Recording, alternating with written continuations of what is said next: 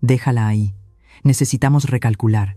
Esa fue la frase que el único hijo que parí con mis entrañas le espetó al doctor cuando le informó que necesitaba una cirugía de urgencia por una rotura de un órgano interno. No fue un llanto desgarrador, no fue la prisa por salvar a su madre, sino una vacilación llena de un frío y calculador interés. A su lado mi nuera siseó con acidez. Ya está vieja. Hoy está, y mañana quién sabe. ¿Gastar un dineral para salvarla y que luego quede postrada en una cama? ¿Quién la va a cuidar? Yo yacía en la camilla fría, la sangre goteaba de mi herida, pero el dolor físico en ese momento no era nada comparado con la puñalada invisible que mis hijos acababan de clavar en mi corazón. Mi nombre es Rosa, y la historia que estoy a punto de contarte revelará un secreto estremecedor del pasado, algo que convirtió a un extraño en mi salvador, mientras que mi propia sangre se convirtió en mi enemigo. En aquel instante, recuerdo que el chirrido de las ruedas metálicas sobre el frío suelo de baldosas era el único sonido claro que podía oír. Todo a mi alrededor se tambaleaba, borroso como una película estropeada. El techo blanco, manchado de vetas amarillentas, pasaba ante mis ojos. El olor a desinfectante me invadía la nariz, penetrante, mezclado con el olor metálico y tibio de la sangre que emanaba de mi propio cuerpo. El dolor en mi abdomen subía hasta mi cerebro, haciendo que cada fibra de mi ser se sintiera como si alguien la estuviera cortando lentamente con un cuchillo sin filo. Quería gritar, pero mi garganta estaba rígida, seca como un desierto. No salía ningún sonido, salvo gemidos entrecortados. Estaba en una estrecha camilla de urgencias en la Ciudad de México, con mi vida pendiendo de un hilo. Está perdiendo mucha sangre. La presión está bajando. La voz de una enfermera gritó en mi oído, tan rápida como el fuego de una ametralladora. La mano de alguien presionaba fuertemente mi herida para detener el flujo de sangre caliente. El pitido constante y frío del monitor cardíaco contaba hacia atrás el tiempo que me quedaba. En mi delirio, todavía intentaba abrir mis ojos nublados. Buscaba a Carlos. Mi hijo. ¿Dónde están los familiares? Necesitamos que firmen para la cirugía de inmediato. Tiene una rotura de un órgano interno. Si no la operamos ahora, no pasará de esta noche. El médico de guardia espetó, extendiendo una hoja de consentimiento manchada de sangre. Y entonces, los vi. Carlos estaba de pie bajo la luz parpadeante de un fluorescente. A su lado estaba Sofía, mi nuera. Tenía los brazos cruzados, la mirada fija en el papel que sostenía el médico, como si estuviera examinando un recibo del supermercado y no la sentencia de muerte de su suegra. Quería extender mi mano. Quería decir, me duele mucho, Carlos, pero mi cuerpo estaba paralizado. Solo mi oído se había vuelto extrañamente agudo. Dios mío, ¿por qué me obligas a escucharlo todo con tanta claridad en este momento tan cruel? Una cirugía. Pero, ¿cuánto cuesta? La voz de Sofía sonó, cortante y fría.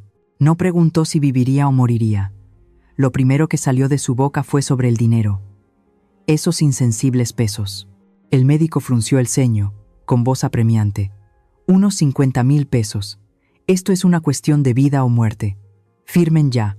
Oí la inhalación vacilante de mi nuera. Sofía jaló a Carlos del brazo hacia atrás, susurrando. El susurro de una serpiente venenosa llegó a mis oídos con una claridad espantosa. Carlos, ¿estás loco? 50,000 pesos. Acabamos de invertir todo el capital en el proyecto de la casa de amor. Si lo sacamos ahora, lo perdemos todo. Pero, es mi mamá.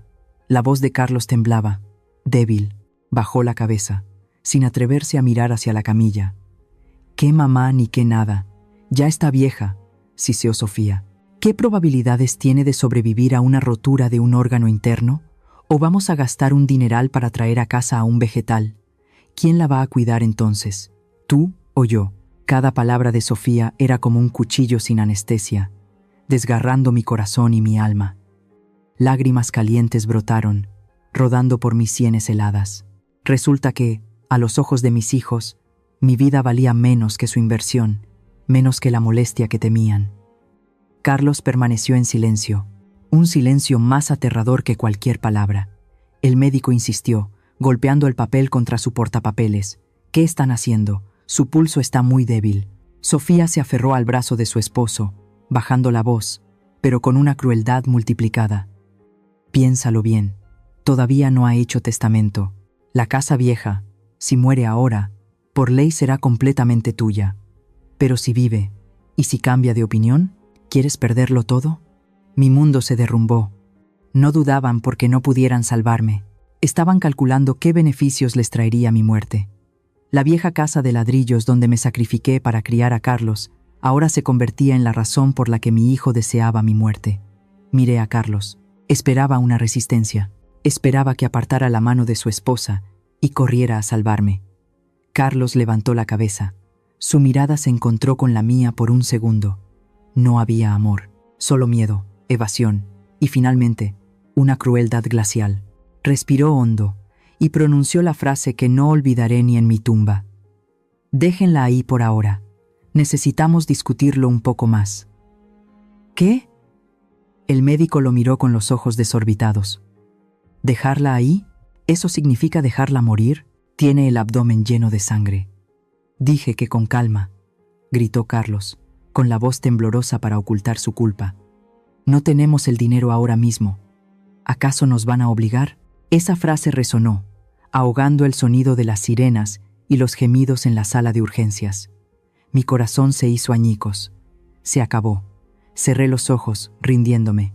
El dolor físico no era nada comparado con el dolor de ser traicionada por mi propia sangre. Había vivido toda mi vida por mi hijo, para que al final mi valor se midiera por una herencia. El frío de mis dedos se extendió a mi corazón. Sentí que me hundía en un agujero negro. Virgen de Guadalupe, por favor, llévame contigo. No quiero oír ni una palabra más de estos hijos. Fuera de aquí todos. Un rugido resonó, lleno de indignación. Abrí los ojos de golpe. Una figura alta entró en el círculo de luz. Llevaba una bata blanca, pero sus ojos azules ardían, mirando fijamente a Carlos y a su esposa, como si quisiera incinerarlos. Era un médico extranjero.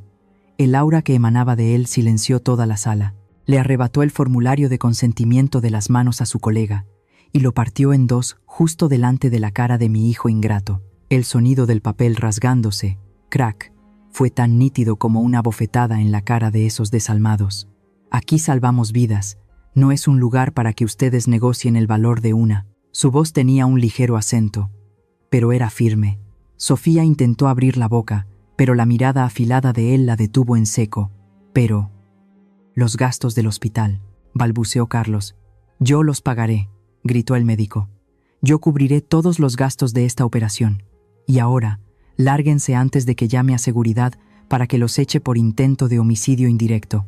Se giró hacia el equipo de enfermeras que estaban atónitas. Llévenla al quirófano 1.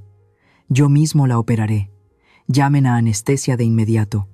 No le queda tiempo. Todo el equipo reaccionó, apresurándose a obedecer. Mi camilla pasó junto a Carlos y Sofía. Se quedaron allí como dos estatuas de madera, con el rostro pálido como el papel. Me llevaron por un pasillo largo y oscuro. La mano cálida del médico desconocido se posó en mi hombro, transmitiéndome un calor extraño en medio de la muerte. La anestesia comenzaba a hacer efecto. El dolor disminuyó, dando paso a una sensación de flotación. Antes de sumirme en la oscuridad, el médico se inclinó. Su rostro estaba borroso, pero sus ojos azules contenían una ternura extrañamente familiar. Se acercó a mi oído y susurró una frase en español, tan suave como una brisa. Permítame saldar esta deuda con usted. ¿Una deuda? ¿Le debía yo a él o él a mí? Mi cabeza daba vueltas. La última imagen fue el techo blanco y brillante del quirófano. Luego, la oscuridad lo engulló todo. El vínculo con el mundo cruel se rompió temporalmente. La oscuridad no era un abismo sin fondo como siempre había imaginado. Era suave y reconfortante, como una manta de terciopelo negro que cubría suavemente mi cuerpo dolorido y exhausto. El ruido de la sala de emergencias, el choque de metales y hasta la voz cruel de mi hijo, todo se fue desvaneciendo, haciéndose más pequeño, hasta desaparecer por completo. Me sentí flotar. No en el vacío, sino a contracorriente en el tiempo. Un aroma familiar invadió mis fosas nasales, despertando mis sentidos dormidos. No era el olor penetrante del desinfectante, sino el dulce y terroso aroma de las flores de jacaranda moradas que cubrían las aceras de la Ciudad de México a finales de la primavera. Abrí los ojos. Ya no era el techo blanco del hospital. Ante mí estaba el cielo azul e impecable de mis 20 años. Me vi a mí misma, una Rosa joven, con el pelo negro y espeso recogido pulcramente bajo un gorro de enfermera militar. Estaba de pie en medio de un campamento, con el polvo rojo pegado a mis zapatos de tela, pero con los ojos brillantes de fe y esperanza. En aquel entonces, no era una anciana débil esperando la muerte, era una guerrera a mi manera, luchando por arrebatarle la vida a los soldados heridos de las garras de la muerte. Y él apareció. Antonio. Solo con que su nombre resonara en mi mente, mi corazón se encogía a un latido, a la vez dulce y doloroso. Estaba allí, con su uniforme de las fuerzas especiales, alto y firme como una montaña. Me sonreía, una sonrisa radiante que eclipsaba incluso el sol abrasador del desierto. Rosa, cuando termine esta operación, ¿quieres venir conmigo a ver florecer las jacarandas? Una promesa tan simple en aquel entonces, pero que se grabó en mi corazón para toda la vida. Nos enamoramos en medio de disparos y balas, entre las preocupaciones de la época. Un amor apasionado y apresurado, como si supiéramos de antemano que el tiempo que teníamos juntos no era mucho. Carlos nació como fruto de ese amor, el regalo más maravilloso que Dios y Antonio me habían dado. Pero la felicidad en este país a veces es tan frágil como una delicada flor morada ante una tormenta. Cuando Carlos tenía 3 años, la tragedia golpeó. Fue una tarde sombría, con el cielo tan gris que parecía a punto de llorar. Unos golpes secos en la puerta rompieron la paz de nuestra pequeña casa. 2 compañeros de Antonio estaban allí, con la cabeza gacha, sosteniendo una bandera de México cuidadosamente doblada. Sin necesidad de palabras, supe que mi mundo se acababa de derrumbar. Antonio había muerto en acto de servicio. Cayó en un feroz enfrentamiento con unos crueles traficantes en la frontera norte. Mi esposo, el padre de mi hijo, mi héroe, había quedado para siempre en tierra extraña, dejándome viuda en medio de una vida dura con un niño pequeño. Dejé el ejército. El dolor de la pérdida me dejó sin el valor para enfrentar más heridas sangrantes o el olor a pólvora. Volví a ser una mujer corriente, lanzándome a la dura lucha por la supervivencia para criar a Carlos. Pero el escaso sueldo de lavar platos y limpiar casas no era suficiente para llenar el estómago hambriento de un niño en crecimiento. Ver a mi hijo con ropa vieja y gastada, ver la envidia en sus ojos cuando veía a sus amigos con juguetes nuevos, me rompía el corazón. Cuando Carlos cumplió 11 años, tomé una decisión fatídica. Una decisión que, incluso ahora, en el umbral de la vida y la muerte, me pregunto si fue la equivocada. Decidí ir a Estados Unidos, la tierra prometida, el norte, de la que la gente decía que solo con trabajar duro podías cambiar tu vida. La noche antes de irme, abracé a Carlos. Estaba flaco. Sus grandes ojos redondos y negros llenos de lágrimas me miraban. Mamá, no te vayas. No necesito ropa nueva. Solo te necesito a ti. Esas palabras fueron como sal en mi herida. Lloré. Mis lágrimas empaparon el hombro de su camisa. Acaricié su suave cabello y le prometí con un nudo en la garganta: me voy por tu futuro, Carlos. Ganaré mucho dinero. Te compraré una casa grande. Te enviaré a la mejor escuela. Te prometo que volveré pronto. Sé bueno y espérame, hijo mío. Dejé a Carlos al cuidado de un pariente y me fui, sin atreverme a mirar atrás por miedo a derrumbarme. Llevé conmigo la pequeña figura de mi hijo. Crucé la frontera, llevando conmigo un sueño de una vida mejor empapado en lágrimas. 15 largos años en un país extranjero. Hice todo tipo de trabajos, desde limpiar en fríos rascacielos de Chicago hasta recoger fresas bajo el sol abrasador de California. Mis manos se volvieron callosas, ásperas y agrietadas por los productos químicos y el clima. Cada dólar ganado estaba impregnado de sudor y humillación. Pero cada vez que sostenía en mis manos el recibo de Western Union que enviaba a México, mi corazón se sentía un poco más cálido. Me decía a mí misma: vamos, Rosa, este mes Carlos tiene para la matrícula. Este mes Carlos puede comprarse una bicicleta nueva. Las llamadas a casa se hicieron cada vez más esporádicas con el paso de los años. Al principio eran semanales, la voz alegre del niño contando cosas de la escuela. Luego, mensuales, con respuestas monosilábicas. Estoy bien, sí. Con que mandes dinero, es suficiente. La distancia geográfica había creado una distancia en el corazón. El dinero que envié construyó una casa decente, pagó la universidad de Carlos, pero también construyó, sin querer, un muro invisible que separaba nuestro amor de madre e hijo. A los ojos de mi hijo, poco a poco me convertí en una máquina de hacer dinero, una voz extraña al otro lado del teléfono, más que una madre de carne y hueso. El día que Carlos me anunció que se casaba, decidí volver. Reuní todos mis ahorros para la jubilación, hice las maletas y tomé un vuelo a la Ciudad de México. Pensé que el día de cosechar los frutos de mi sacrificio había llegado. Viviría mis días en paz con mis hijos y nietos, compensando los años de separación. Pero estaba equivocada. La casa que había construido con mi dinero ahora era hermosa y espaciosa, pero se sentía tan fría. Carlos, el niño pequeño de antaño, era ahora un hombre hecho y derecho, pero la mirada con la que me veía era distante y formal. Y entonces Sofía entró en nuestras vidas, mi nuera, hermosa y astuta, siempre con palabras dulces en la boca, pero con una mirada extrañamente calculadora. Desde los primeros días que se mudó a vivir con nosotros, sentí una inquietud que se colaba en cada comida, en cada noche. Recuerdo vívidamente una noche, mientras rezaba el rosario frente a un altar de la Virgen, Sofía entró. Me trajo un vaso de leche caliente. Su tono era dulce pero lleno de insinuaciones. «Mamá, toma esto para que te caliente el estómago». «Oye, mamá, hoy vi en las noticias que hablan mucho de accidentes inesperados. La gente mayor como tú, que vive el día a día, creo que deberías pensar en el futuro». Dejé de rezar el rosario y la miré. «¿Qué quieres decir, Sofía?»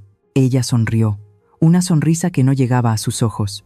«Pues, el testamento. Has trabajado duro toda tu vida para tener todo esto. No querrás que cuando mueras tus bienes caigan en manos de extraños o que el gobierno los confisque por trámites complicados, ¿verdad? Lo mejor sería que le pusieras la casa a nombre de Carlos de una vez, para que podamos gestionarla y hacer crecer el negocio.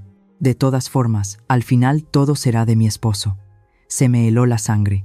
Apenas había vuelto, todavía estaba sana, y mi nuera ya estaba pensando en mi muerte para repartir la herencia.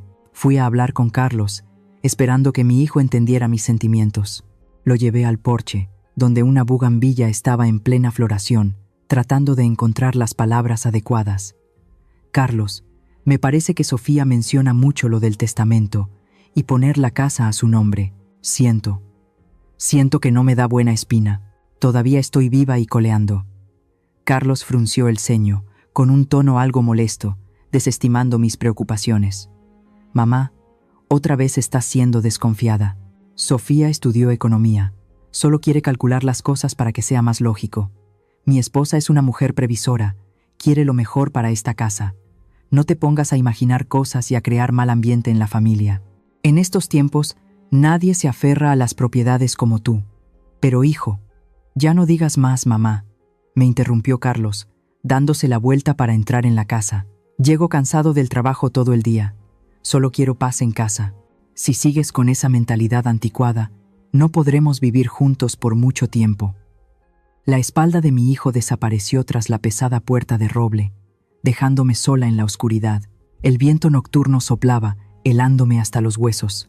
Miré los racimos de bugambillas meciéndose en el viento, y una terrible soledad se apoderó de mi corazón. En mi delirio intermitente, la imagen de la bandera cubriendo el ataúd de Antonio volvió a aparecer. Ojalá estuviera vivo.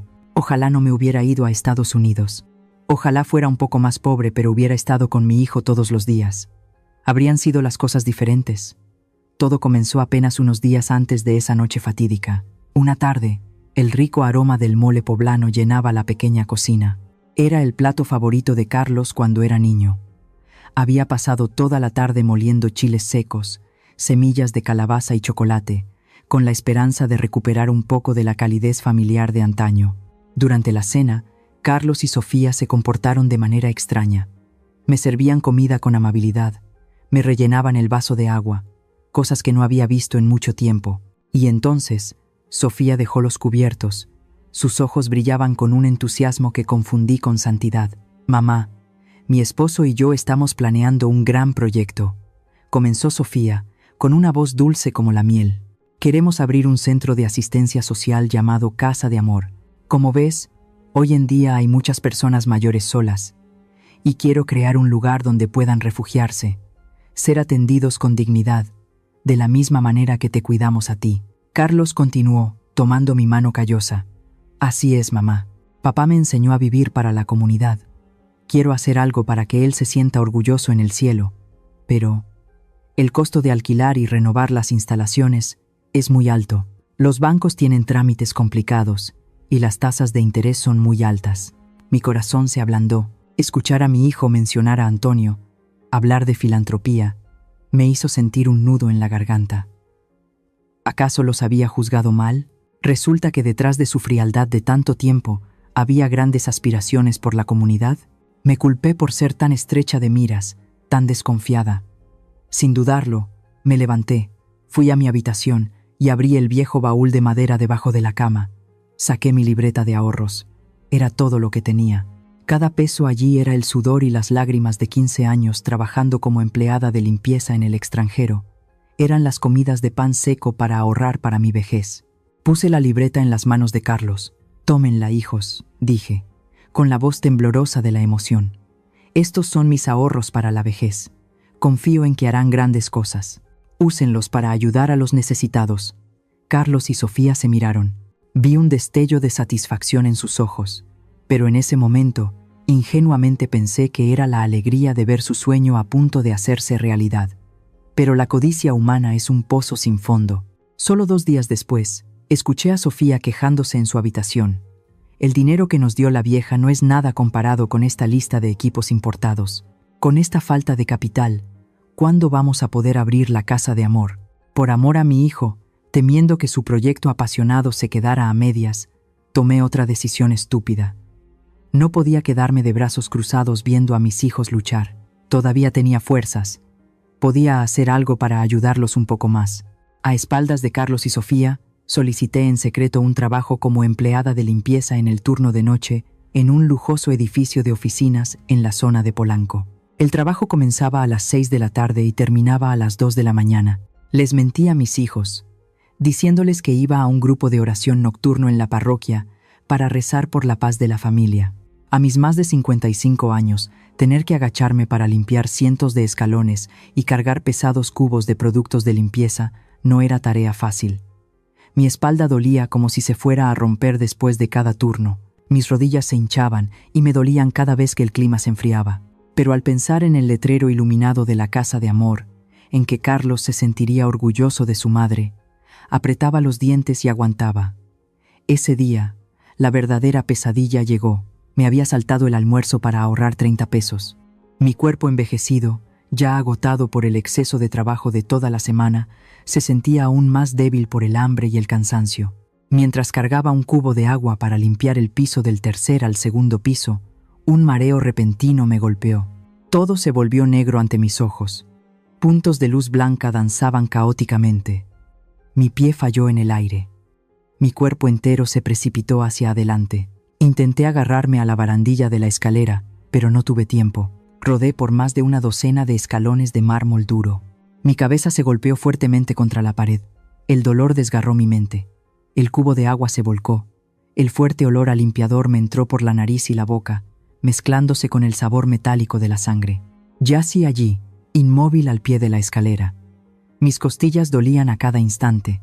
Mi abdomen inferior se retorcía de dolor como si alguien estuviera estrujando mis órganos internos. En mi delirio, escuché el grito aterrorizado de mi colega de turno, María. «Dios mío, señora Rosa, ¿hay alguien?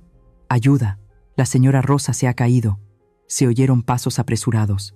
Manos desconocidas pero cálidas me levantaron rápidamente. Llamaron a una ambulancia, me frotaron con ungüentos y repetían mi nombre constantemente para que no perdiera el conocimiento. Esos pobres colegas se preocuparon más por mí que mi propia familia. Cuando me llevaron a la sala de emergencias, en medio de un dolor insoportable, todavía albergaba un rayo de esperanza. Pensé en Carlos. Seguramente mi hijo lloraría a mares al verme así. Seguramente se arrepentiría de haber dejado que su madre trabajara tanto.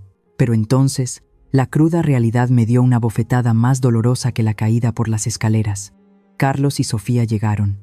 Entreabrí los ojos. Carlos estaba allí, con la cara impasible, sin el más mínimo pánico de un hijo que teme perder a su madre.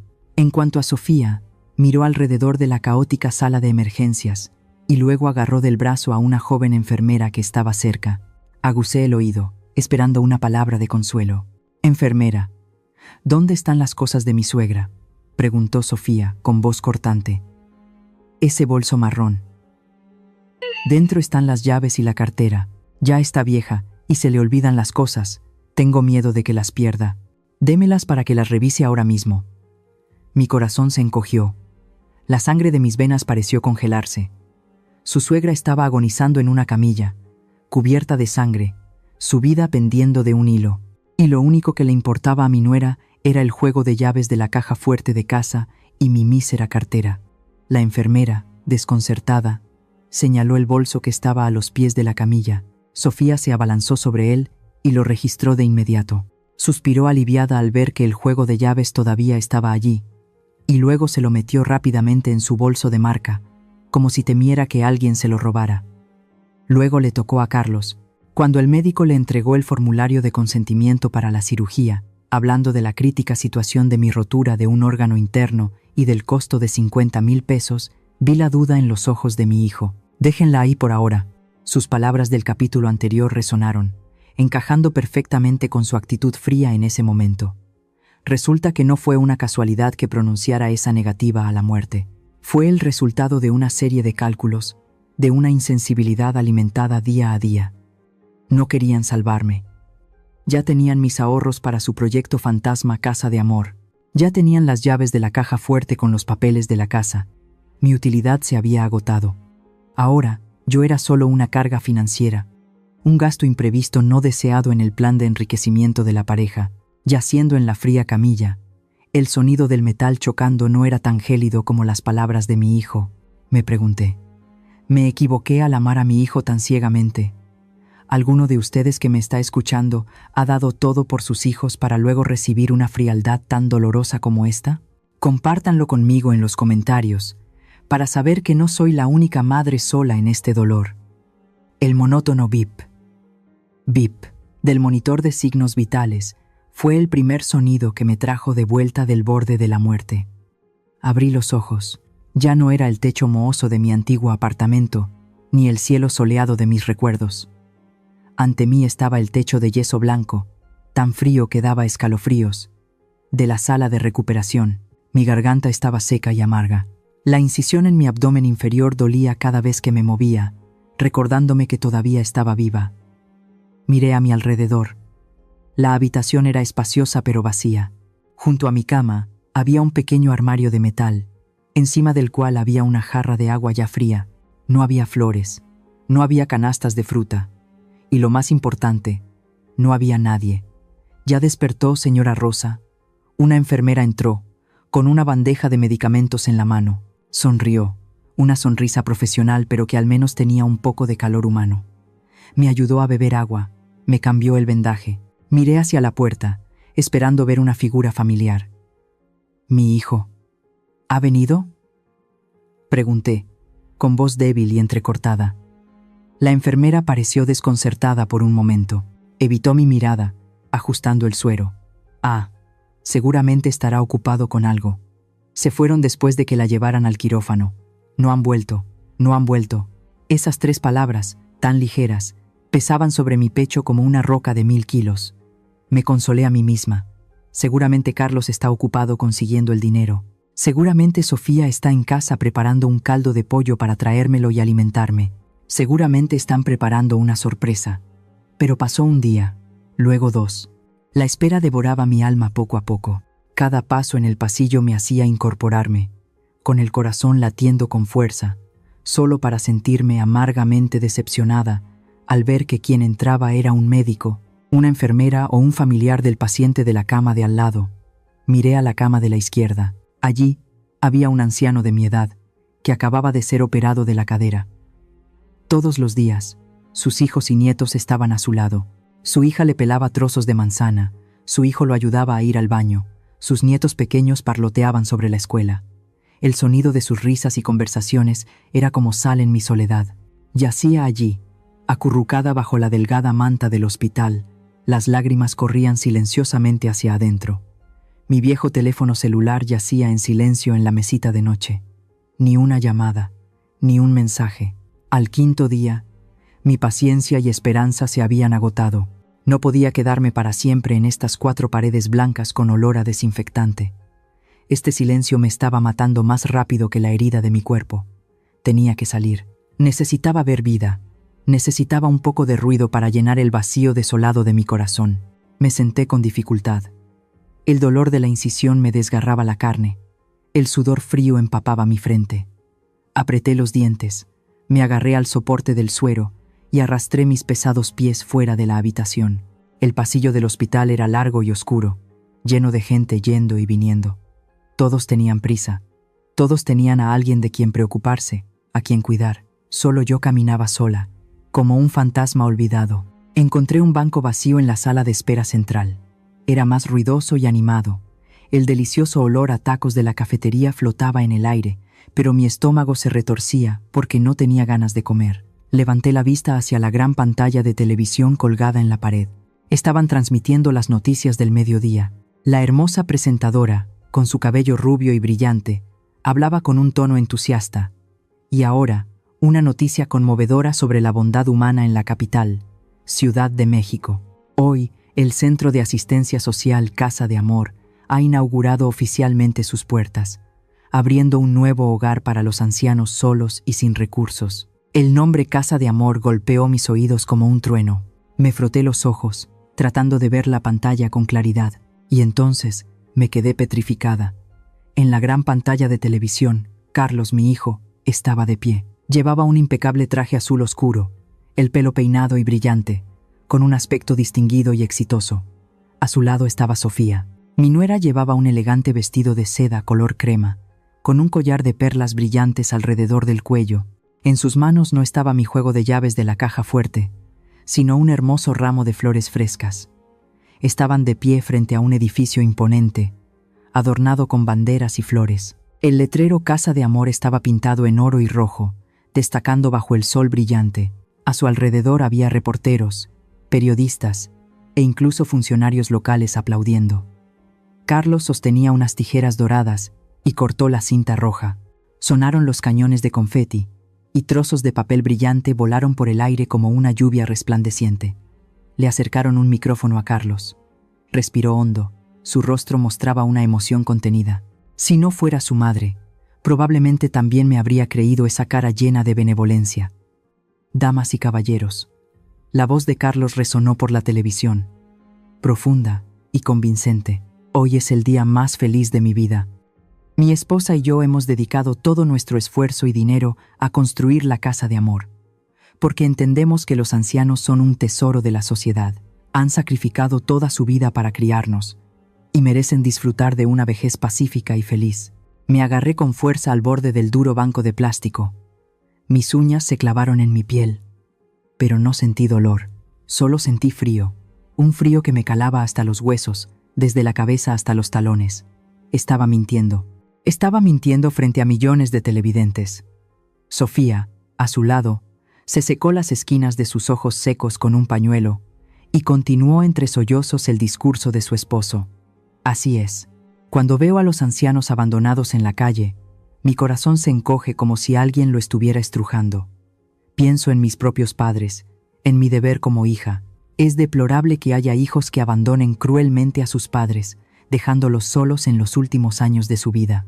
En la Casa de Amor, nos comprometemos a cuidar a los ancianos como si fueran nuestros propios padres.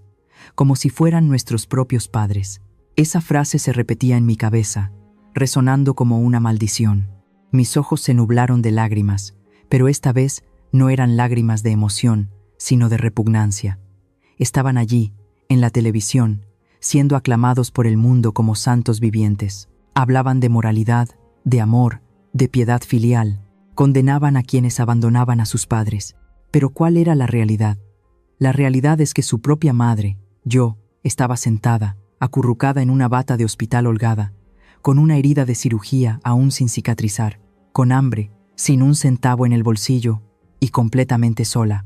La realidad es que habían tomado todos mis ahorros para la vejez para construir ese ostentoso centro. La realidad es que cuando yacía en un charco de mi propia sangre, Dudaron en salvarme solo por miedo a gastar 50,000 pesos. La realidad es que durante los últimos 5 días no habían venido a verme ni una sola vez, sin importarles si vivía o moría, para poder ir a cortarse el pelo, comprarse vestidos y representar esta farsa moralista ante el público. Miré mis manos callosas y ásperas por 15 años de duro trabajo en el extranjero para enviarles dinero para que estudiaran, para que llegaran a donde están hoy, y ahora esas manos temblaban de impotencia. Los aplausos resonaron desde la televisión. El presentador del programa exclamó con admiración: ¡Qué pareja de oro de la filantropía! Nuestra sociedad necesita más corazones como los de Carlos y Sofía. Sentí náuseas. Un sabor agrio me subió por la garganta. Todo a mi alrededor se derrumbó. La fe, el amor, la esperanza. Todo se desvaneció como pompas de jabón. Pensé que mi hijo era desconsiderado por estar ocupado, por la presión de la vida. Pero no. La verdad era mucho más cruel. No eran desconsiderados. Eran demonios con piel de humano.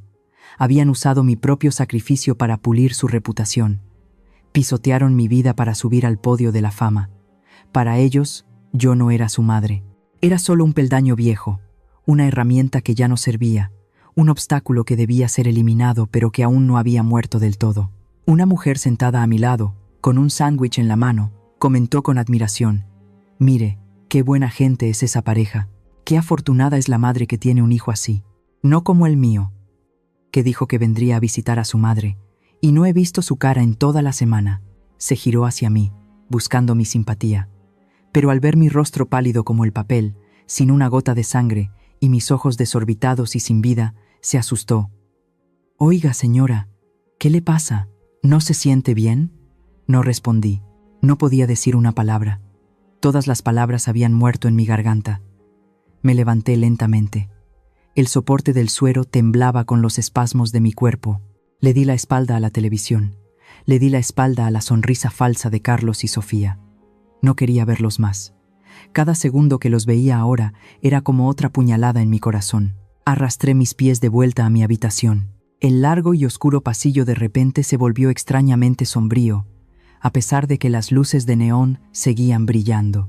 En mi mente, la imagen del inocente niño Carlos corriendo a los brazos de su madre se había desvanecido por completo. En su lugar estaba el rostro de un hombre extraño, frío, dispuesto a vender su conciencia por la fama y la fortuna. El último y frágil hilo de afecto familiar, el que había tratado de aferrar con sangre y lágrimas, ahora se había roto oficialmente. Ya no sentía el dolor agudo de la sala de emergencias. En este momento, dentro de mí solo quedaba un vacío desolado, frío y hueco. Mi alma había muerto, y supe que, a partir de ese momento, ya no tenía un hijo. La luz dorada del atardecer se filtraba por la ventana, extendiéndose sobre la manta blanca como si quisiera calentar la fría habitación del hospital. Después del shock emocional en la sala de espera, me quedé postrada en la cama, con la mente en blanco, como una casa abandonada después de una tormenta. La puerta de la habitación se abrió suavemente. No era el sonido de los tacones de las enfermeras golpeando el suelo, sino el de unos pasos firmes y seguros.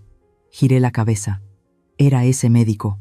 El hombre que había roto el papel de negación de tratamiento de mi hijo. Hoy no llevaba mascarilla. Su rostro se veía claramente bajo la luz del atardecer.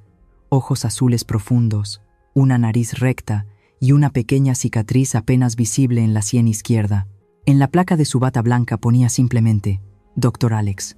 Se acercó a la cama, tomó el historial médico que colgaba a los pies de la cama para revisarlo y luego me sonrió. Una sonrisa extrañamente cálida, muy diferente a la furia de un dios castigador que mostró en la sala de emergencias. «Sus signos vitales se han estabilizado, señora Rosa. La incisión está seca, sin signos de infección. Es usted una guerrera muy fuerte». Lo miré, con el corazón lleno de gratitud y vergüenza. Intenté incorporarme. Mi voz era un susurro pero sincera. «Doctor, gracias. Gracias por salvar esta vieja vida. Pero tengo que ser sincera con usted. No tengo dinero. Mi hijo se llevó todo mi dinero. No sé cuándo podré pagarle esta enorme deuda». Bajé la cabeza, tan avergonzada que quería que la tierra me tragara. Una madre abandonada por su hijo, sin un centavo, salvada por un extraño que pagó de su propio bolsillo. Alex rió suavemente, una risa profunda y cálida que resonó en el silencio. Acercó un taburete y se sentó a mi lado. «Señora Rosa, míreme». Dudé antes de levantar la cabeza y encontrarme con sus ojos azules. «¿De verdad todavía no me reconoce?», preguntó Alex. Su voz contenía una expectación contenida. Fruncí el ceño. Al mirar más de cerca su rostro firme, me resultaba familiar, muy familiar. Sentía que había visto esos ojos en algún lugar muy lejano, en una circunstancia muy especial. Los recuerdos, como una vieja película polvorienta, de repente comenzaron a rebobinarse. Hace 10 años, cuando todavía estaba en California. Esa noche era una noche de invierno con nieve y lluvia que helaba hasta los huesos. Acababa de salir de mi turno en la fábrica de conservas a las 2 de la mañana. Para ahorrarme el dinero del billete de autobús, decidí caminar hasta mi humilde pensión por una solitaria carretera costera. El viento del mar aullaba, la lluvia me azotaba la cara. De repente, un estruendo terrible resonó delante de mí, rompiendo el silencio de la noche. Corrí hacia allí. Bajo la tenue luz amarilla de una farola, apareció una escena espantosa. Un deportivo rojo había perdido el control y se había estrellado contra la barrera de la carretera. La inercia era tan grande que el coche había volado por encima de la barandilla, pero por suerte fue detenido por un viejo árbol que sobresalía del acantilado. El coche colgaba suspendido entre el abismo negro y la resbaladiza carretera. Se oía el crujido del metal, señal de que el árbol estaba a punto de romperse. Salía humo del capó. «Ayuda, ayúdenme». Una débil llamada de auxilio salió del coche. Miré a mi alrededor. La carretera estaba desierta. Si corría a buscar ayuda, la persona del coche seguramente moriría. Pero si bajaba allí, con que el coche se deslizara un poco, tanto él como yo caeríamos al fondo del abismo. La sangre temeraria de la antigua enfermera militar se despertó en mí. No lo pensé más de 3 segundos. «Aguanta, muchacho, ya voy», grité. Tiré mi bolso a un lado, me agarré a la barandilla y me deslicé hacia abajo. El coche se balanceaba violentamente. Rompí la ventanilla del conductor con una piedra que encontré en la carretera. La sangre de mi mano brotó, mezclándose con la lluvia helada. Dentro había un joven, con la cabeza ensangrentada, atrapado entre el volante y el asiento. Sus ojos azules me miraron llenos de pánico y desesperación. «No tengas miedo, dame la mano», grité por encima del aullido del viento. Usé toda la fuerza de una mujer acostumbrada al trabajo manual para sacarlo de ese coche mortal. Era grande y pesado, pero en ese momento sentí como si tuviera una fuerza sobrehumana. Justo cuando logré arrastrarlo a un lugar seguro en la carretera, se escuchó un crujido seco. La rama del árbol se rompió. El deportivo se precipitó al abismo, explotando con un ruido tan fuerte como una bomba. El joven yacía en la carretera, jadeando, mirándome fijamente. Yo temblaba de agotamiento y miedo. Después de que llegó la ambulancia, me fui en silencio, sin dejar mi nombre. Unos días después, ese joven me encontró en mi pensión. Llegó en un coche de lujo, con un cheque muy grande para agradecer a su salvadora. Dijo que era hijo de una familia rica y que esa noche había conducido imprudentemente porque se había peleado con sus padres. Pero yo rechacé el cheque. «Llévatelo», recuerdo haberle dicho mientras limpiaba verduras para mi modesta cena. «Tu vida no es algo que se pueda comprar o vender. Te salvé porque mi conciencia me lo dijo. Cualquiera en mi lugar habría hecho lo mismo. Vete a casa y pide perdón a tus padres. Esa es la mejor forma de agradecérmelo». Ese joven lloró, se arrodilló y besó mi mano callosa antes de irse. De vuelta al presente, miré fijamente al doctor Alex. La pequeña cicatriz en su sien era la herida que le hizo un trozo de cristal aquella noche. «¿Tú eres el joven que conducía esa noche?», exclamé, con la voz temblorosa, sin poder creer lo que veía. Alex asintió, con los ojos enrojecidos. Tomó mi mano delgada entre las suyas, apretándola con fuerza y respeto. «Sí, soy yo, señora Rosa. Alejandro, pero puede llamarme Alex», continuó con la voz entrecortada. Sus palabras de aquel año cambiaron mi vida. Volví a casa, me reconcilié con mi familia, abandoné mi vida de excesos y decidí estudiar medicina para salvar a la gente, de la misma manera que usted me salvó a mí. La busqué durante todos estos años en Estados Unidos, pero se había mudado. No podía imaginar que Dios me haría encontrar a mi Salvadora aquí, en mi tierra natal, México, en una situación tan irónica. Las lágrimas brotaron de mis ojos. Lloraba no por tristeza, sino por la emoción. En el momento en que fui abandonada por mi propia sangre, una semilla de bondad que había plantado sin querer hace 10 años, floreció para protegerme. Cuando la vi en la camilla, la reconocí de inmediato. Esos ojos y la larga cicatriz en su brazo por el cristal de aquella noche. Nunca lo olvidaré, dijo Alex, señalando suavemente la vieja cicatriz en mi brazo. Perdón por no haber llegado antes. Tenía que preparar todo perfectamente para su operación. Señora Rosa, no se preocupe por los gastos del hospital. Ni toda mi fortuna sería suficiente para devolverle la vida que me dio. Permítame cuidarla, como un hijo. Un verdadero hijo. Miré a Alex, y luego pensé en Carlos sonriendo falsamente en la televisión. El contraste me dolió el corazón, pero también me dio una extraña calidez. Gracias a Dios, susurré, mis lágrimas empapando la almohada. Gracias por no abandonarme. Alex me dio unas palmaditas en el dorso de la mano, con voz firme. Descanse, ya no está sola, estoy aquí. Y le prometo que aquellos que la han herido pagarán por su crueldad.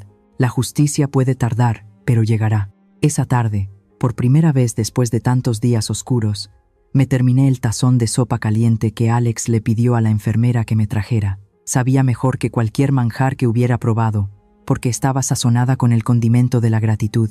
Afuera, el atardecer caía sobre la Ciudad de México, tiñendo el cielo de rojo. Pero en mi corazón, el amanecer comenzaba a despuntar. ¡Qué irónico! El hijo que parí con mis entrañas deseaba mi muerte para apoderarse de mis bienes, mientras que un extraño de hace años hizo todo lo posible por salvarme la vida. En esta vida, el karma y la gratitud llegan de formas extrañas, girando como una rueda que nadie puede predecir.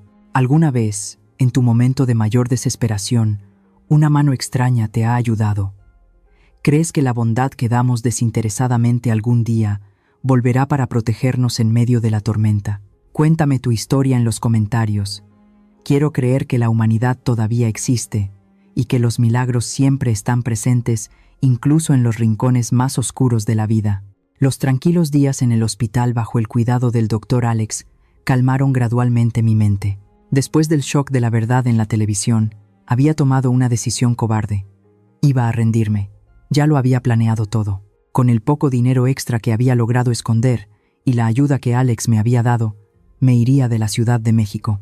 Me mudaría a un pueblo remoto en Oaxaca, compraría una pequeña cabaña de madera y viviría el resto de mi vida en el olvido, como si no tuviera un hijo, como si Carlos hubiera muerto. La venganza me traería paz, o solo profundizaría el dolor del fracaso de una madre. Pero Dios no me permitió convertirme en una fugitiva.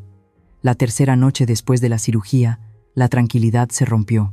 La puerta de la habitación se abrió de golpe. Las enfermeras entraron apresuradamente con 2 camillas nuevas. Un olor fétido y penetrante invadió inmediatamente la habitación, superando incluso el olor a desinfectante.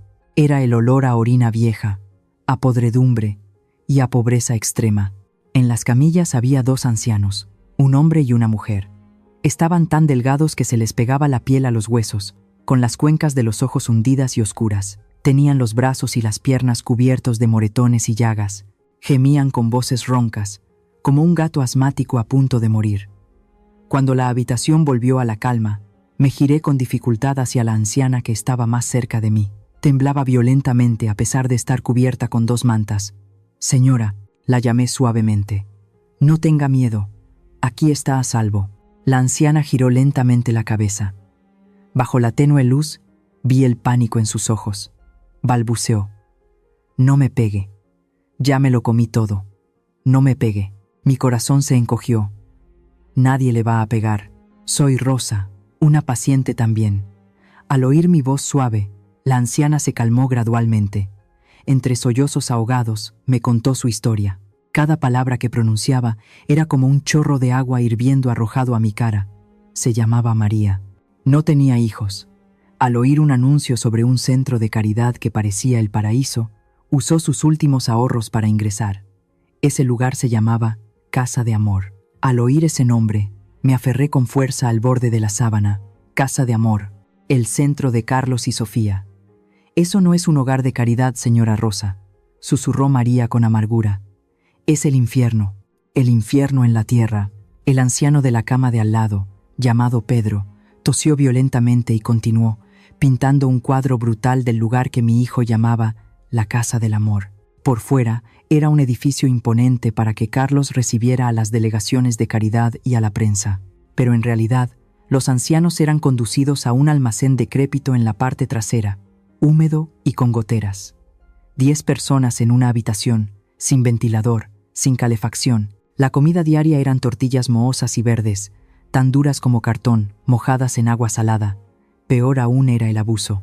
María se remangó la manga y señaló un enorme moretón. Esto me lo hizo la dueña, Sofía. Me pegó porque se me cayó un tazón de sopa.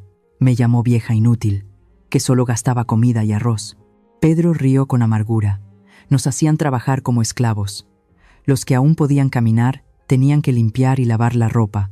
Los que se oponían eran privados de comida y encerrados en una habitación oscura. Nos quitaron todos los teléfonos y documentos, cortando todo contacto con el exterior. Escuchaba y sentía que se me revolvía el estómago. Las náuseas me subían hasta la garganta. Sabía que eran codiciosos, pero no imaginaba que hubieran perdido toda humanidad. Hacían negocios con los cuerpos y el dolor de sus semejantes. Entonces, ¿por qué los trajeron aquí?, pregunté, con la voz temblorosa por la ira contenida. Porque estábamos a punto de morir, respondió Pedro. María tiene insuficiencia renal, yo tengo neumonía aguda. Tenían miedo de que muriéramos en el centro y les diera mala fama, afectando la recaudación de fondos. Anoche llamaron a una ambulancia. Nos subieron y nos abandonaron en la puerta del hospital. No pagaron ni un peso de los gastos médicos. Nos tiraron como si fuéramos basura. ¿Dónde está la policía? ¿Las autoridades?, pregunté con voz dura. Es inútil. Los tienen comprados a todos. Nuestros gritos son silenciados por muros altos. La habitación se sumió en un silencio mortal. Me senté allí, atónita. La imagen de un Carlos respetable en la televisión hablando de piedad filial se transformó en la de un demonio. Estaba matando gente, matando lentamente con hambre y latigazos. Y yo, la madre de ese demonio, era su cómplice. El dinero de mi jubilación que le di fue el capital para construir este matadero. La sangre de estas personas era en parte mi culpa. La ira estalló, quemando mi cobarde intención de rendirme. Cerré los ojos. La imagen de la enfermera militar rosa de antaño volvió a mi mente. La mujer que una vez corrió entre las balas, que salvó a un extraño de un abismo, que nunca se inclinó ante el mal. ¿Por qué iba a huir? ¿Porque era mi hijo? No. Desde el momento en que me dejó morir, dejó de ser mi hijo. Ahora, sabiendo que maltrataba a los ancianos, era mi enemigo, el enemigo de la conciencia. Abrí los ojos. Mi mirada ya no era la de una anciana afligida, era la mirada de un soldado que ha encontrado su campo de batalla. Tomé la mano de María. Señora María, señor Pedro, juro por Dios que no permitiré que sigan sufriendo esta injusticia. Reclamaré justicia. ¿Qué puede hacer usted?, suspiró Pedro. Somos gente insignificante. No estoy sola, dije con firmeza, y conozco su punto débil, porque una vez fui la persona más cercana a ellos. Ya no me iré al campo.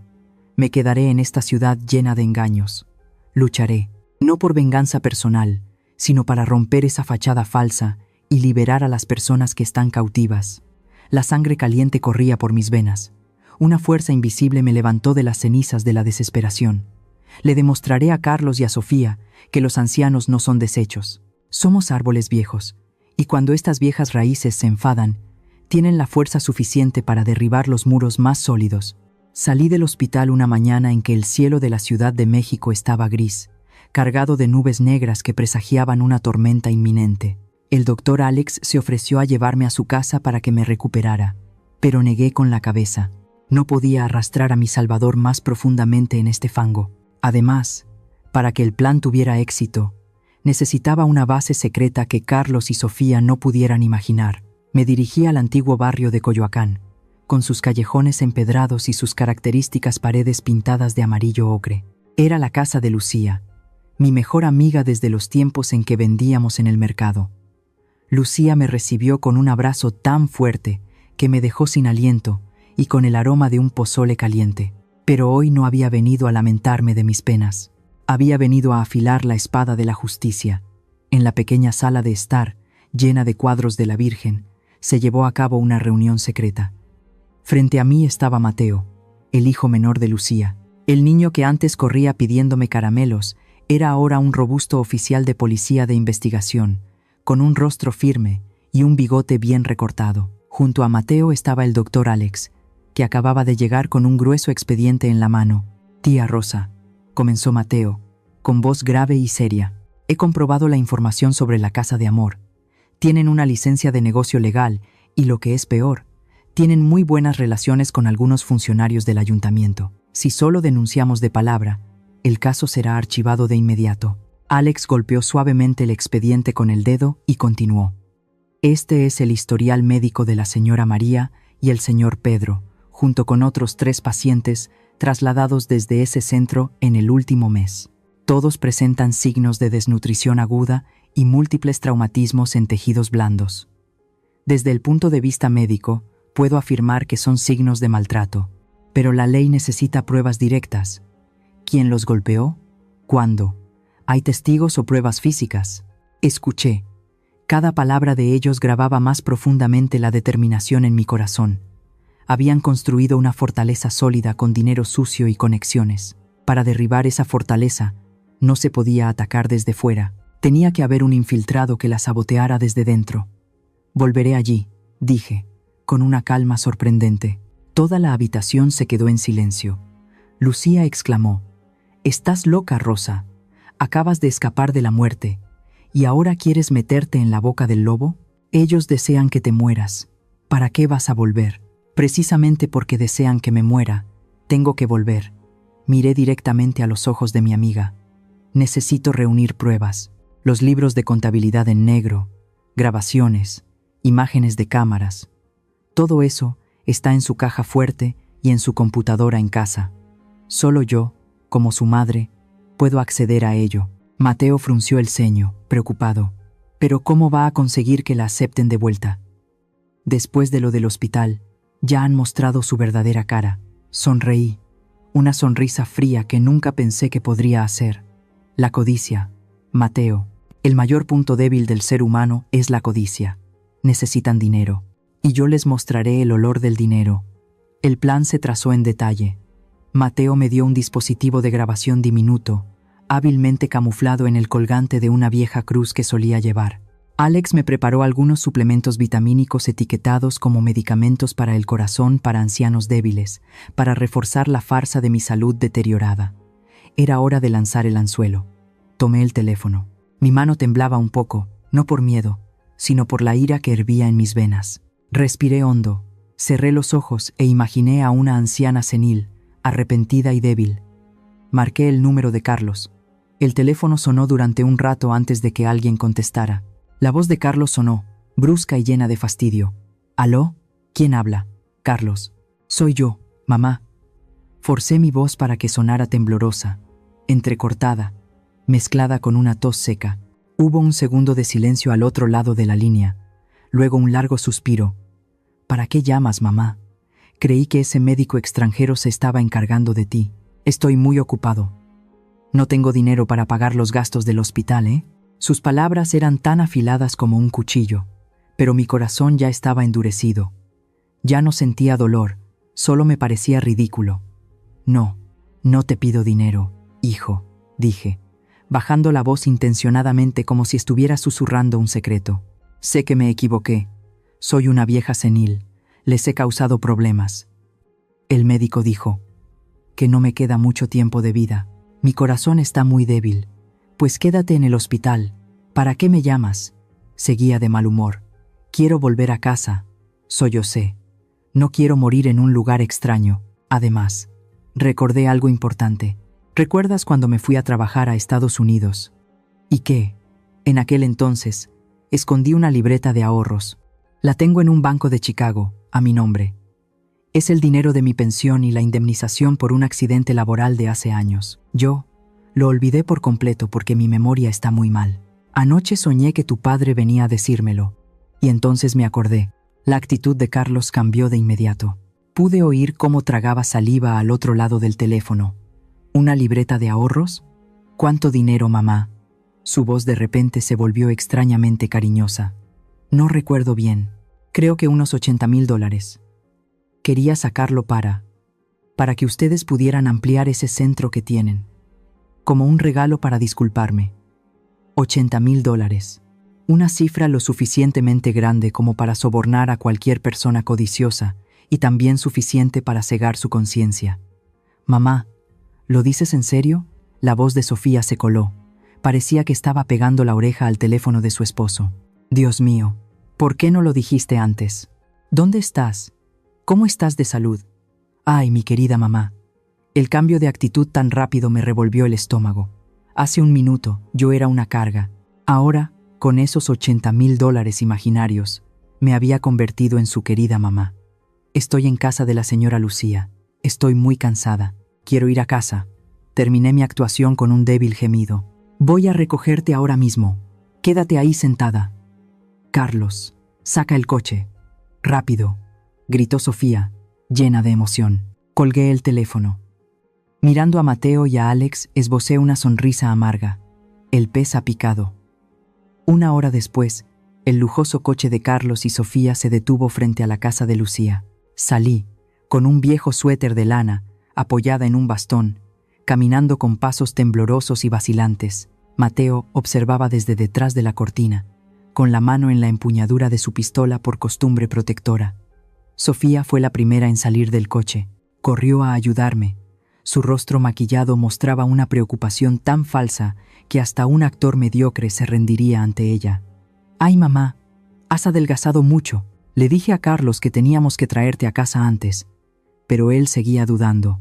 «Estaba tan preocupada por ti que no podía ni comer ni dormir», exclamó, acariciando mi brazo con sus manos llenas de anillos de oro.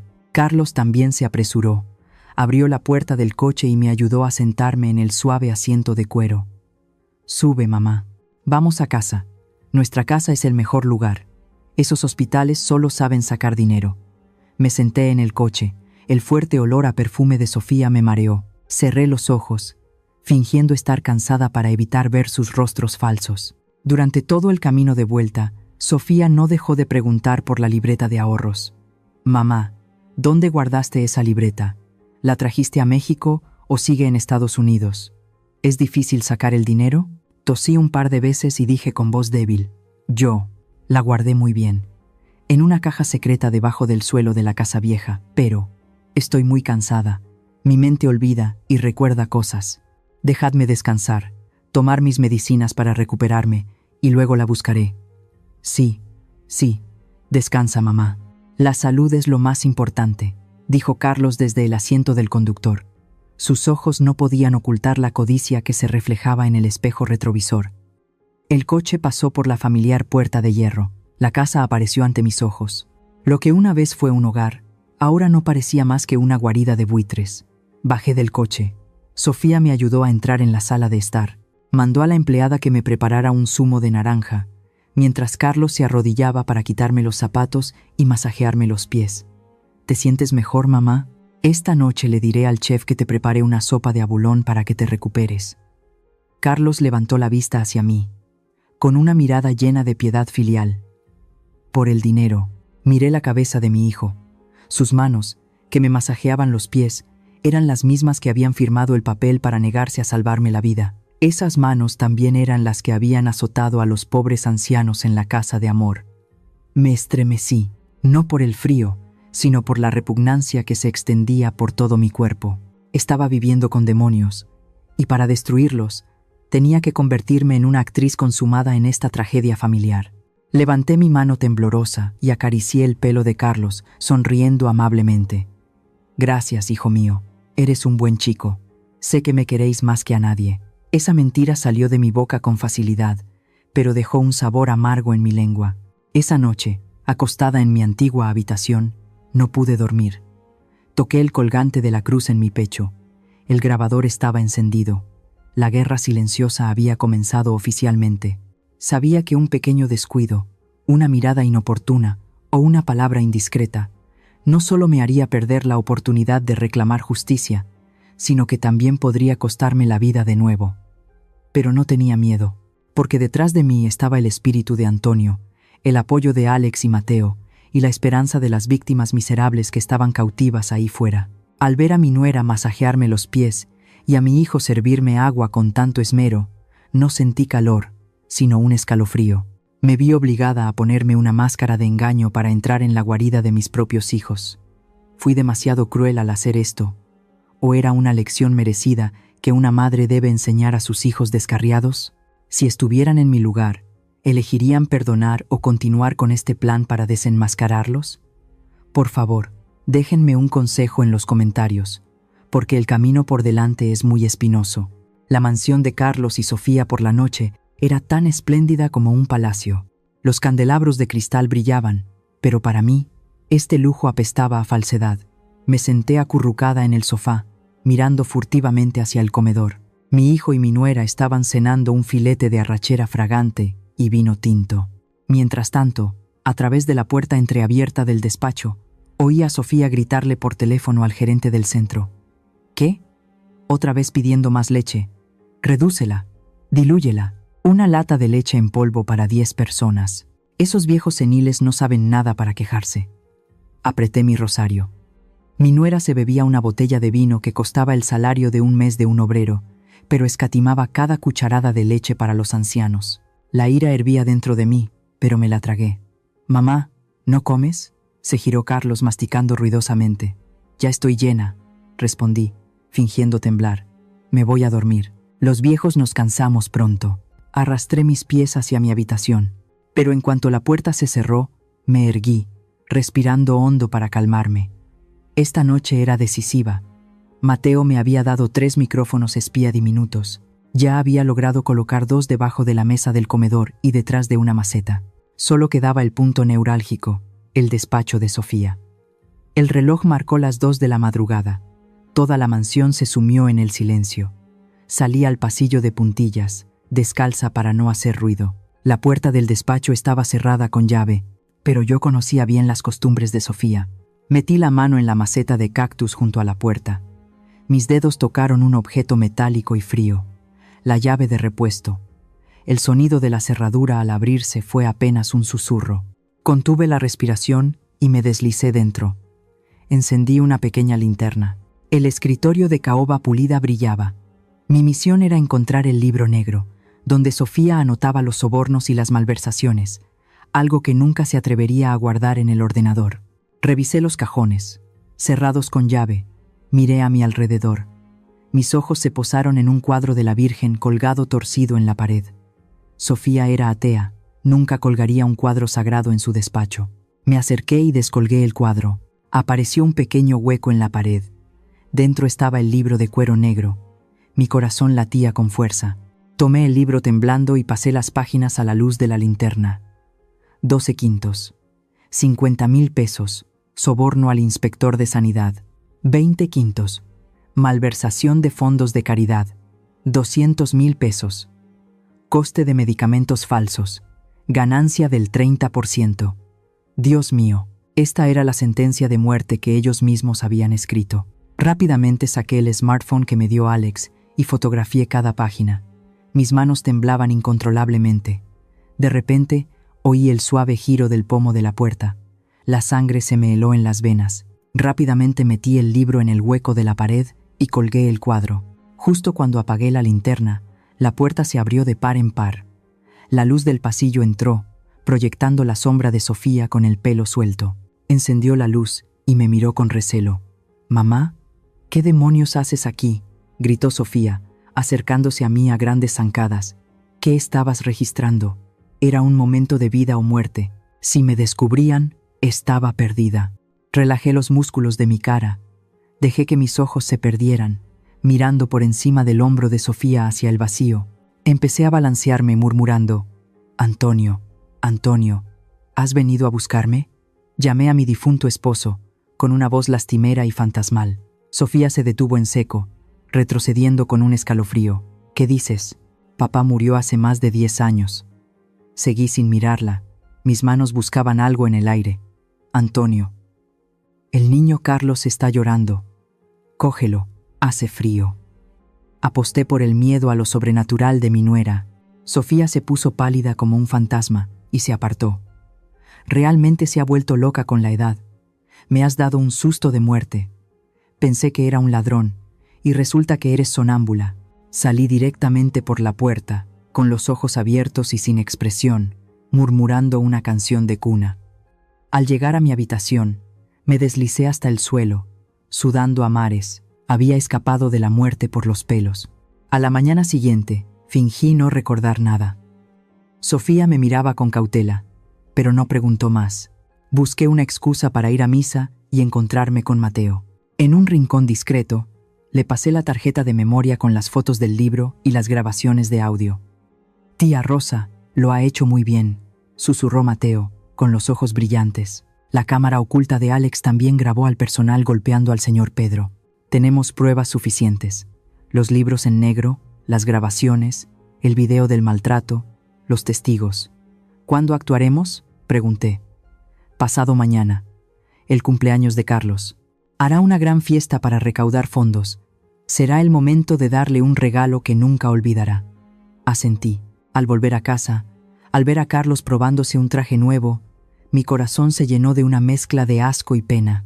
Mi hijo ahora era solo una cáscara vacía llena de pecados. La red de la justicia ya estaba tendida. Las pruebas en la oscuridad estaban a punto de salir a la luz.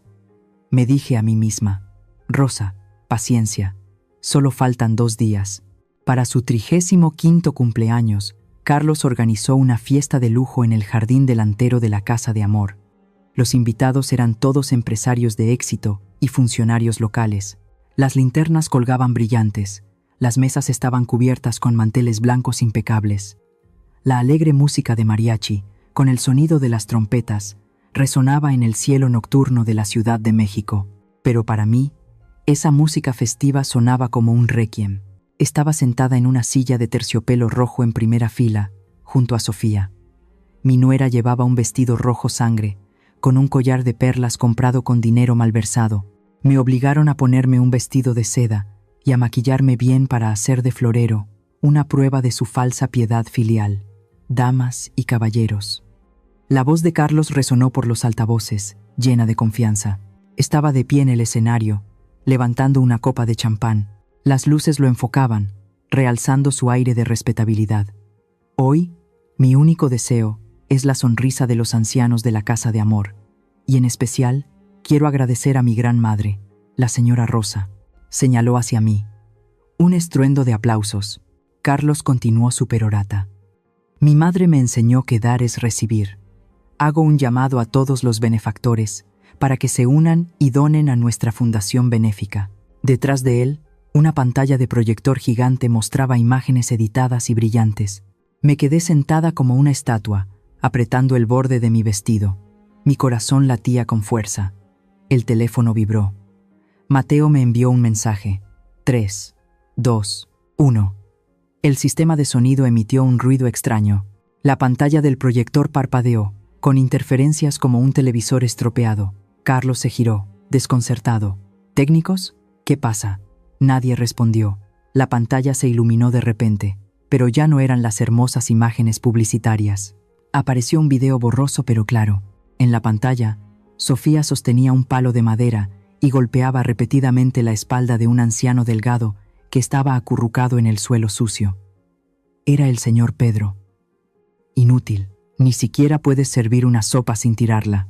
Los insultos crueles de Sofía resonaron a través de los potentes altavoces. Todo el salón se quedó en silencio. Las copas de vino se detuvieron en el aire. Carlos se quedó paralizado, con el rostro pálido como un muerto. «Apáguenlo, apaguen esa cosa ahora mismo», balbuceó. Pero el video no se detuvo. Cambió a una escena de ancianos peleando por un trozo de pan mohoso. Y entonces se escuchó la grabación de la propia voz de Carlos. «Mamá ya está senil. Engáñala para que vuelva. Quítale la libreta de ahorros de los $80,000 y luego métela en el asilo de atrás. Cuanto antes se muera, menos comida gastaremos». «Dios mío», exclamó una mujer con horror. El caos estalló. Las miradas de admiración se convirtieron en desprecio. Los benefactores, furiosos, arrojaron sus cheques al suelo. Estafadores, animales, los insultos resonaron por todas partes. Sofía, sentada a mi lado, temblaba, sus piernas tan débiles que no podía huir. En ese momento, el sonido de las sirenas rasgó la noche. Las luces de emergencia azules y rojas parpadeaban. 3 coches de policía entraron en el patio. Mateo fue el primero en bajar, con una pistola en la mano, al frente del equipo de operaciones especiales. «Todos quietos. Policía», gritó Mateo. Se dirigió directamente al escenario, mostrando su placa a Carlos, que temblaba como una hoja. Carlos Mendoza y Sofía Martínez. Quedan detenidos por fraude, maltrato a personas mayores, evasión de impuestos y soborno. «No, no fui yo», gritó Carlos, tratando de forcejear, pero 2 policías le torcieron los brazos por la espalda. El sonido de las esposas al cerrarse fue un clac frío y metálico. A Sofía también la esposaron, llorando desconsoladamente, su maquillaje corrido por la cara. En medio del caos, yo permanecí sentada. De repente, la mirada de Carlos me encontró. Forcejeó frenéticamente, tratando de alcanzarme. «Mamá, mamá, sálvame. Diles que es un malentendido». Un grito desgarrador de mamá, pero era el grito de un cobarde. Lloraba como un niño. «¿Cómo puedes soportar verme ir a la cárcel? Mamá Rosa». Todos los ojos se volvieron hacia mí. Esperaban la reacción de la madre.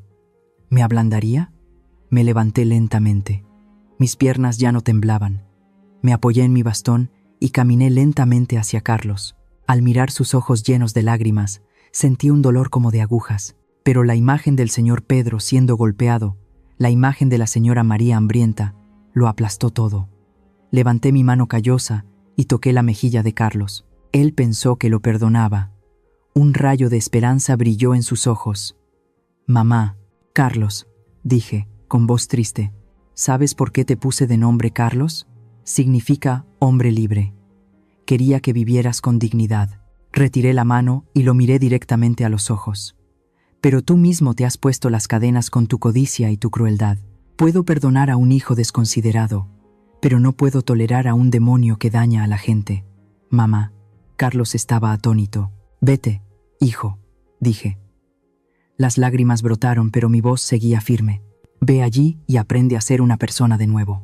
Esa es la última lección que te doy». Dicho esto, le di la espalda. «Mamá, no me abandones, mamá».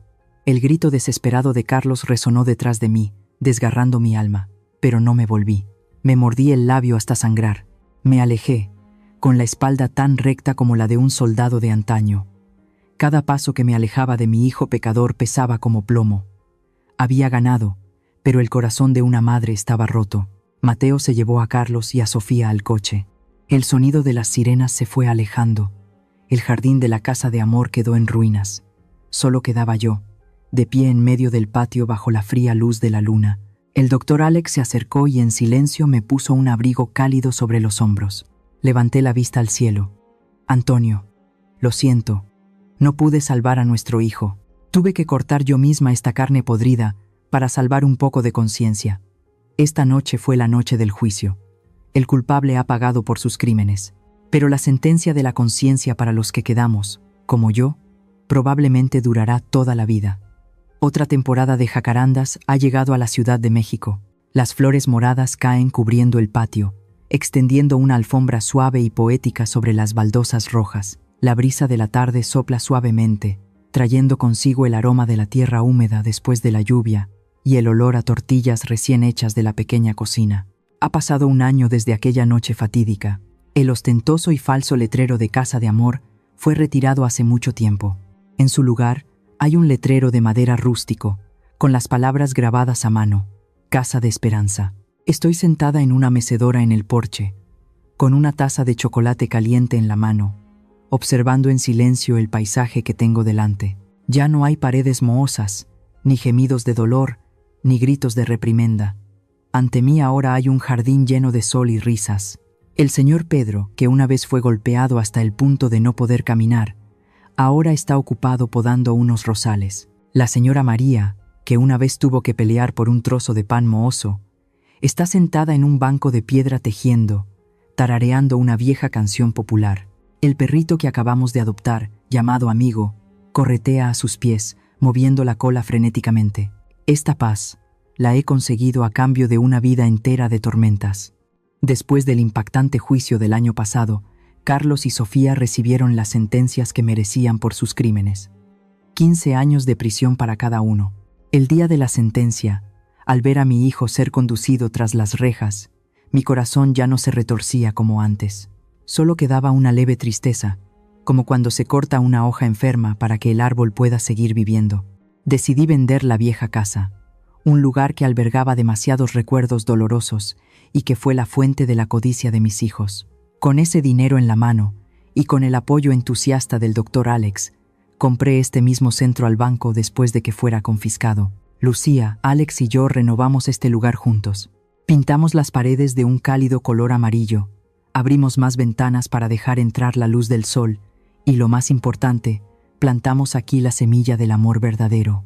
Señora Rosa, venga a comer chilaquiles. Hoy los hice con salsa verde. La voz alegre de Lucía desde la casa interrumpió mis pensamientos. Sonreí y me levanté con la ayuda de mi bastón. Alex acababa de llegar en coche después de salir del trabajo en el hospital, con las manos llenas de bolsas de fruta fresca. Corrió a ayudarme, tan solícito como un verdadero hijo.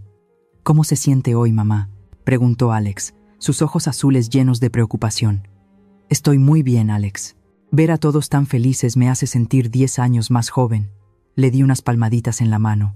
La cena transcurrió entre risas y conversaciones animadas. Nos reunimos alrededor de una larga mesa de madera. No había platos caros y exóticos, solo platos tradicionales, sencillos pero acogedores. Compartimos historias triviales del día, sin cálculos, sin recelos. Al mirar los rostros radiantes a mi alrededor, me di cuenta de una verdad simple pero profunda. La familia no tiene por qué ser de la misma sangre. La familia es donde te aman, te valoran y puedes ser tú mismo sin necesidad de llevar ninguna máscara. Esa noche, cuando todos ya dormían profundamente, me quedé junto a la ventana, escribiendo las últimas líneas en mi diario. Mi viaje había llegado a su fin, pero las lecciones aprendidas a un alto costo seguían ahí, vívidas y persistentes. Queridos amigos, que habéis escuchado pacientemente la historia de mi vida, quiero enviar un mensaje a todas las madres que se sacrifican día y noche por sus hijos. Por favor, recuerden que amar a sus hijos es un instinto, pero amarse a sí mismas es sabiduría. Nunca entreguen todo lo que tienen en la vida a sus hijos con la esperanza de que serán su apoyo en la vejez. Guarden algo para ustedes, una salida, una dignidad y unos límites personales. No dejen que su sacrificio ciego fomente la dependencia y la ingratitud en el corazón de sus hijos.